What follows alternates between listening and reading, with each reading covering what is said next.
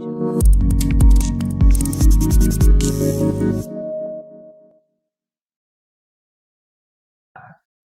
petang dan salam sejahtera kepada semua pelajar dan juga Dr. Aini.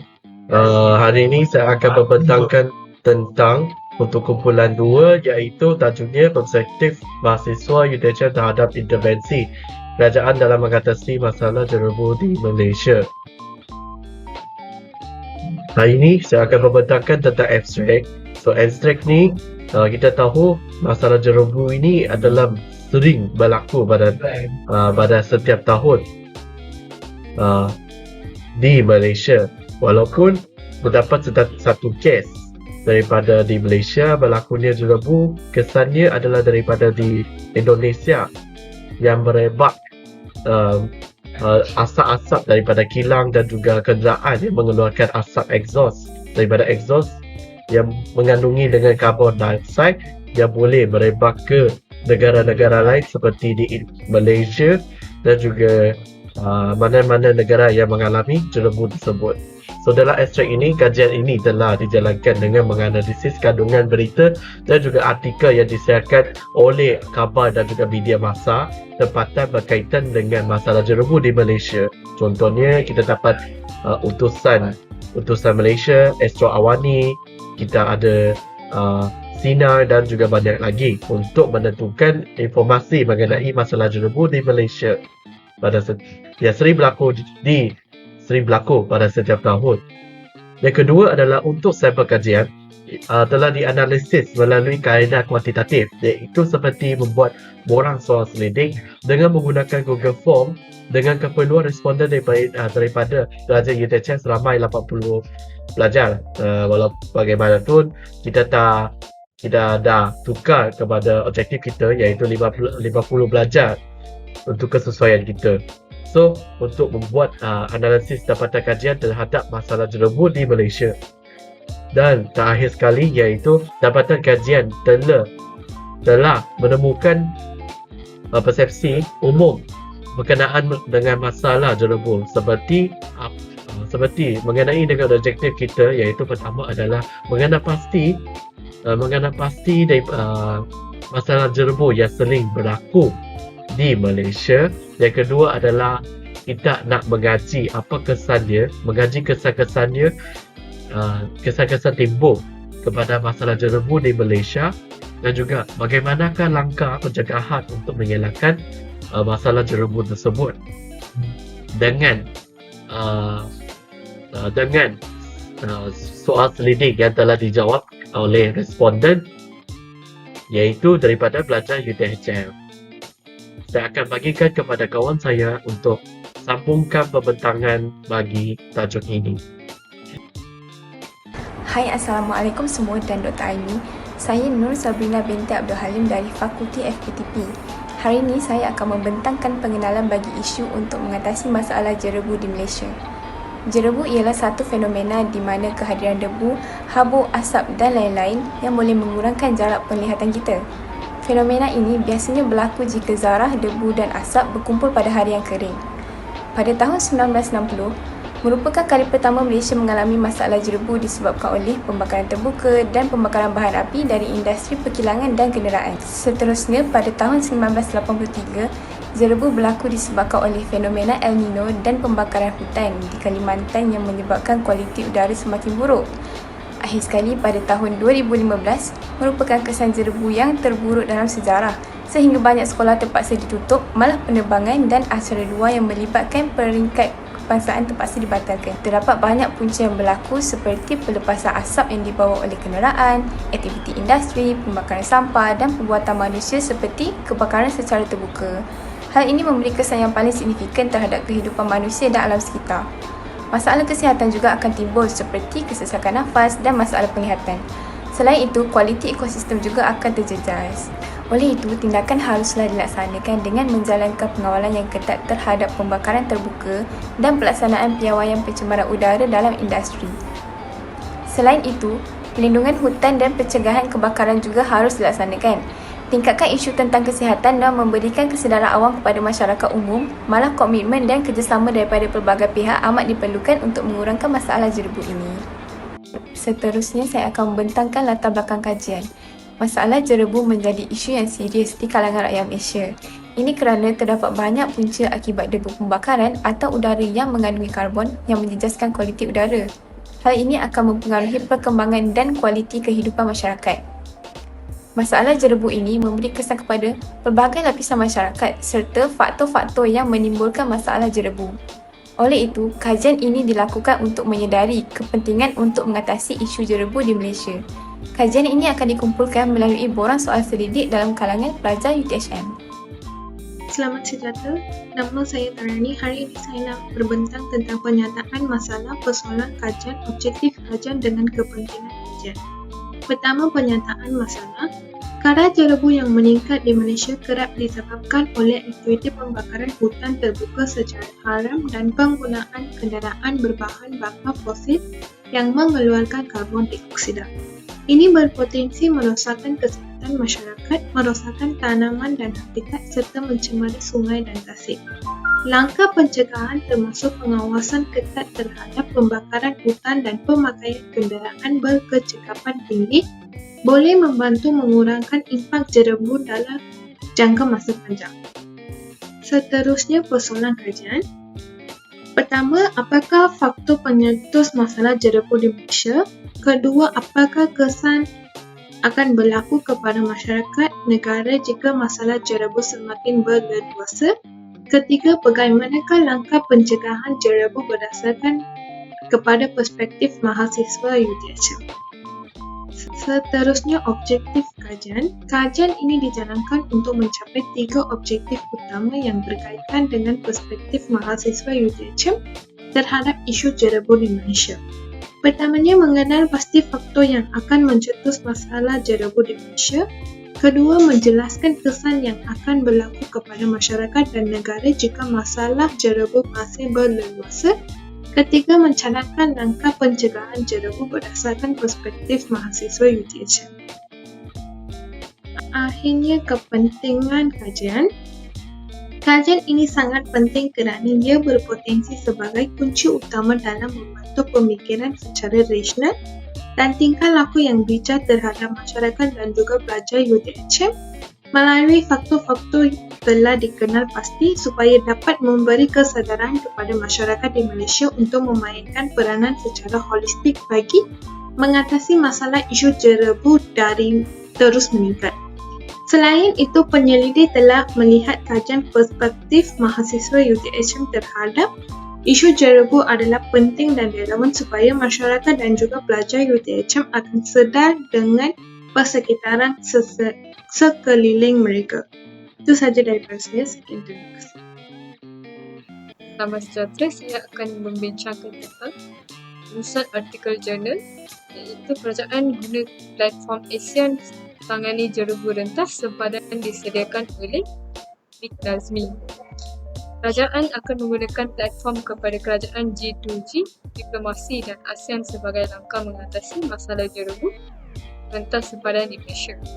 Menteri Sumber Asli dalam Sekitar dan Perubahan Iklim Nik Nazmi Ahmad menyatakan bahawa pihaknya akan membuat perubahan dan penambahbaikan kepada perjanjian berdasarkan keadaan semasa supaya keadaan dapat diselesaikan tepat pada masanya.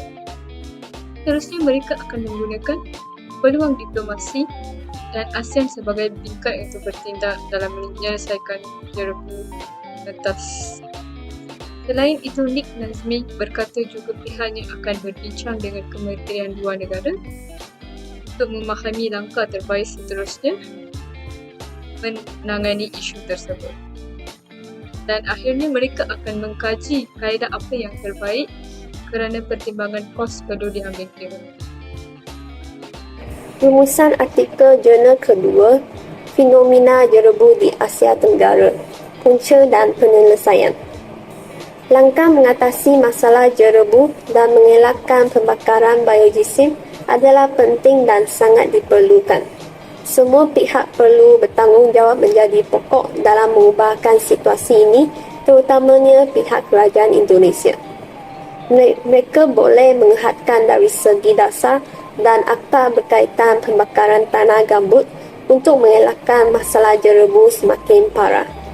Hal ini kerana kebakaran hutan dan lahan di Indonesia terjadi setiap tahun, terutama selama musim kemarau. Sebahagian besar kebakaran hutan dan lahan disebabkan oleh aktiviti manusia, seperti pembukaan lahan untuk perkebunan dengan cara membakar.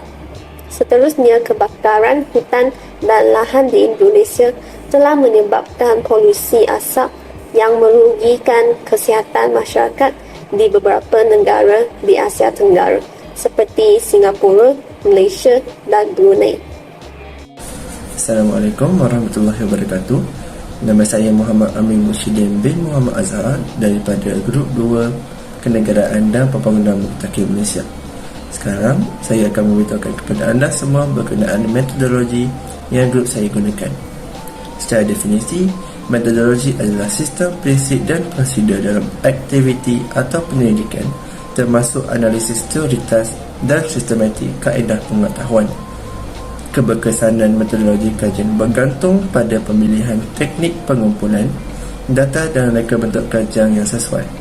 Ini untuk memastikan penyelidikan dilaksanakan dengan pendekatan yang sesuai, tepat dan cekap, bagi menjamin keberhasilan dan kualiti kajian melalui data yang relevan, boleh dipercayai dan dianalisis secara sistematik.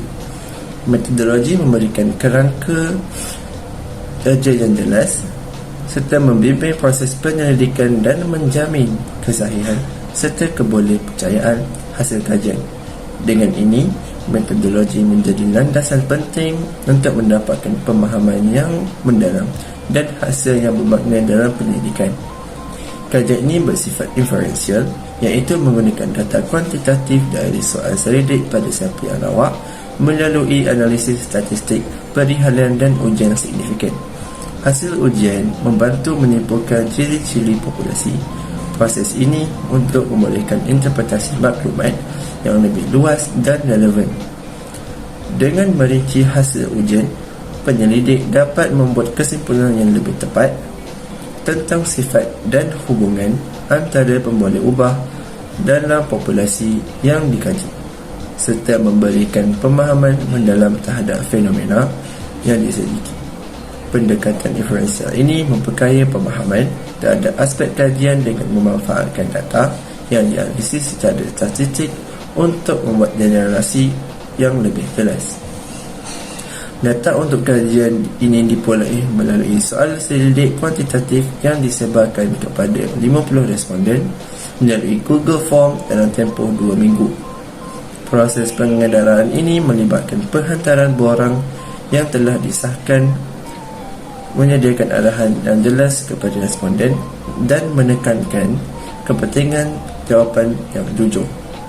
Masa untuk menjawab soalan tidak dibatasi untuk memberikan kebebasan kepada responden tanpa tekanan. Pendekatan ini bertujuan untuk memudahkan dan meyakinkan responden mencipta persekitaran yang mendukung integriti data. Dengan menggunakan kaedah soal selidik, kajian ini dapat menggambarkan pandangan dan tanggapan responden secara kuantitatif serta memberikan kefahaman mendalam mengenai isu yang dikaji.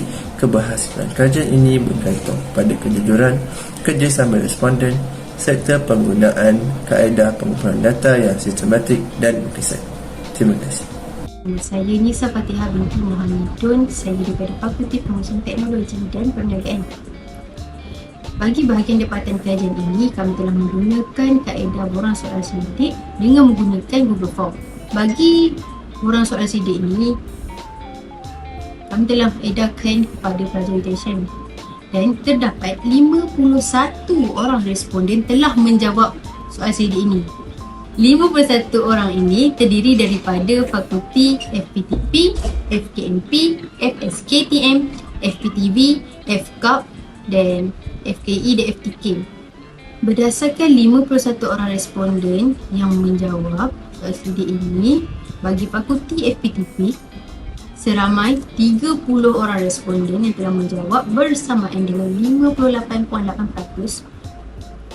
Dan seterusnya, bagi fakulti FKMP terdapat 6 orang responden yang telah menjawab bersamaan dengan 11.8%.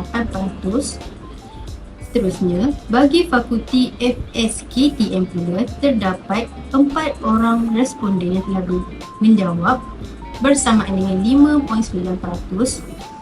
Bagi Fakulti FPTV, FKAE dan FKAP, terdapat 3 orang responden bagi setiap fakulti ini telah menjawab soalan selidik bersamaan dengan 5.9%, dan akhir sekali adalah daripada Fakulti FTK, seramai 2 orang responden yang menjawab soalan selidik ini yang bersamaan dengan 3.9%.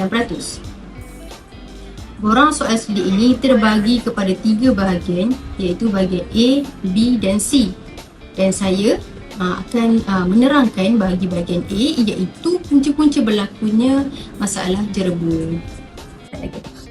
Bagi soalan yang pertama, iaitu pembalakan haram yang semakin berleluasa adalah salah satu punca permasalahan ini berlaku.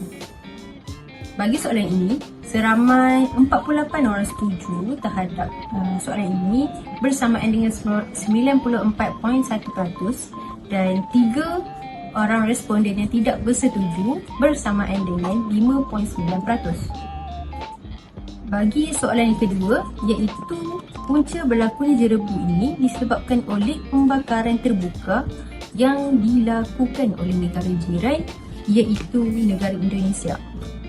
Bagi soalan ini, 50 orang responden bersetuju bersamaan dengan 98%, dan seorang responden tidak bersetuju bersamaan dengan 2%. Nama saya Nur Damia binti Omar, nombor matrik AP220092. Saya akan teruskan dengan punca terjadinya jerebu di Malaysia yang ketiga, iaitu analisis terhadap pembebasan bahan api fosil daripada kenderaan merupakan punca terjadinya jerebu. Carta telah menunjukkan seramai 92.2% responden telah bersetuju, manakala selebihnya seramai 9.8% responden telah memilih tidak bersetuju. Seterusnya, analisis terhadap pembakaran secara terbuka yang hanya di belakang rumah juga boleh dikatakan punca masalah jerebu berlaku. Carta PAIL telah menunjukkan seramai 82.4% responden telah memilih setuju, manakala seramai 17.6% responden telah memilih tidak bersetuju. Akhir sekali, arang batu dan minyak yang dihasilkan oleh asap kilang juga boleh menyebabkan masalah jerebu timbul. Carta PAIL menunjukkan seramai 92.2% responden telah memilih bersetuju, manakala selebihnya seramai 7.8% responden telah memilih tidak bersetuju. Seterusnya, bagi bahagian B, kami telah mengemukakan 4 pernyataan kepada responden mengenai kesan-kesan yang muncul akibat daripada peningkatan masalah jerebu di Malaysia, dan responden perlu menjawab setuju atau tidak setuju. Maka, hasil daripada soal selidik yang telah dijalankan, kami telah mengenal pasti tentang perspektif dan pengetahuan pelajar mengenai kesan jerebu. Pernyataan pertama iaitu mengenai sektor kesihatan, sebanyak 98% mewakili 50 orang menjawab setuju bahawa isu ini telah menaikkan peratus individu yang menghadapi masalah kesihatan seperti asma dan kegagalan jantung, manakala 2% iaitu seorang menjawab tidak setuju. Kedua, analisis mengenai sektor ekonomi pula terdapat sebanyak 86.3% iaitu 44 orang menjawab setuju, dan selebihnya iaitu 13.7% mewakili 7 orang menjawab tidak setuju kepada pernyataan bahawa isu ini telah menjejaskan sektor ekonomi sehingga mengancam pendapatan negara. Seterusnya, bagi pernyataan ketiga iaitu keadaan jerebu telah menyekat aktiviti harian masyarakat kerana mereka disarankan untuk tidak melakukan aktiviti luar. Terdapat 94.1% iaitu bersamaan 48 orang memilih setuju, manakala 3 orang lagi memilih tidak setuju bahawa ia memberi kesan kepada sektor sosial. Terakhir, bagi sektor pendidikan, terdapat 96.1% iaitu 49 orang memilih setuju bahawa penutupan dan penangguhan sesi persekolahan merupakan salah satu kesan daripada isu jerbu. Namun begitu, terdapat 2 orang tidak bersetuju pada pernyataan ini. Bagi bahagian C pula, kita telah menyediakan beberapa soalan yang berkaitan dengan langkah-langkah yang harus diambil bagi mengatasi masalah jerbu di Malaysia. Antara langkahnya, yang soalan pertama kita letakkan adalah kerajaan perlu menguatkuasakan pemakaian pelitup muka sekiranya kadar indeks udara paras berbahaya. Bagi soalan ini, sebanyak 28 orang menyatakan bahawa langkah ini adalah sangat efektif, manakala 1 orang menyatakan bahawa langkah ini adalah tidak efektif. Langkah yang kedua yang telah disediakan oleh kumpulan kami adalah memperkasakan pendidikan alam sekitar pada setiap golongan bagi meningkatkan tahap kesedaran orang ramai pentingnya alam sekitar bagi kehidupan seharian. Bagi langkah ini, seramai 25 orang menyatakan bahawa langkah ini adalah efektif, manakala hanya 1 orang menyatakan bahawa langkah ini adalah tidak efektif. Langkah yang ketiga adalah meningkatkan lagi kempen kesedaran alam sekitar di kalangan masyarakat dengan menganjurkan aktiviti yang menarik perhatian. Bagi langkah ini, seramai 26 orang telah menyatakan bahawa langkah ini adalah sangat efektif, manakala 1 orang menyatakan bahawa langkah ini adalah tidak efektif. Langkah yang seterusnya adalah menggalakkan penggunaan teknologi hijau seperti penjanaan kuasa tenaga suria dapat dijadikan sebagai satu langkah menangani masalah jerbu. Bagi langkah ini pula, seramai 31 orang menyatakan bahawa langkah ini adalah sangat efektif, manakala 1 orang menyatakan bahawa langkah ini adalah tidak efektif. Selain itu, kumpulan kita juga menyediakan satu bahagian di mana responden perlu menyatakan ataupun mencadankan satu langkah bagi mengurangkan peningkatan masalah jerbu di Malaysia. Antara langkah-langkah yang kita diterima oleh responden adalah mengurangkan pembakaran terbuka, menggunakan kenderaan EV, menanam banyak pokok, kempen, menggalakkan penggunaan teknologi hijau dan menguatkuasakan undang-undang.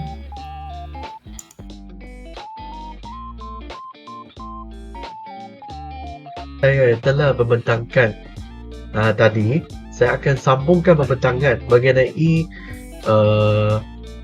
kesimpulan kita, iaitu tajuknya adalah mahasiswa perspektif mahasiswa UiTM terhadap intervensi kerajaan dalam mengatasi masalah jerebu di Malaysia. Mengenai objektif daripada analisis dapatan kajian, kita dapati daripada punca langkah dan juga kesan ramai pelajar setuju mengenai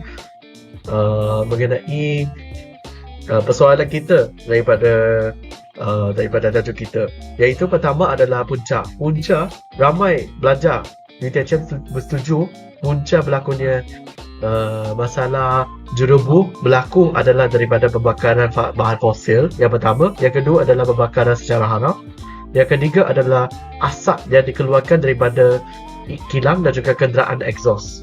Yang kedua adalah kesannya ramai pelajar bersetuju, ramai pelajar UiTM bersetuju mengenai daripada kesan daripada masalah kesihatan. Yang kedua adalah alam sekitar dan juga sektor ekonomi. Untuk masalah kesihatan, contohnya seperti sakit paru-paru. Sakit paru-paru yang melibatkan masalah jerebu bila setengah masyarakat berhidu atau menyerap asap-asap yang mengandungi dengan karbon monoksida yang boleh merosakkan tubuh badan masyarakat tersebut, termasuklah paru-paru. Yang kedua adalah daripada alam sekitar, seperti contohnya adalah pembalakan secara haram. Pembalakan secara haram jika berlakunya jerebu dan juga jika berlakunya jerebu dan didapati jika hutan-hutan tersebut mengalami masalah dengan pembalakan yang boleh memberi kesan kepada oksigen akan menurun secara berterusan, yang boleh melibatkan kadar karbon monoksida yang merebak tu akan meningkat. Maksud sektor ekonomi pula, seperti contoh dia, jika masalah jerebu tersebut, operasi perniagaan akan terpaksa tutup disebabkan masalah jerebu akan tidak dapat tahan kepada masyarakat, dan masyarakat masyarakat dia tidak dapat tahan dan akan tutup secara paksaan untuk mengelakkan situasi ini, dan boleh menyebabkan sektor ekonomi mereka akan terjejas.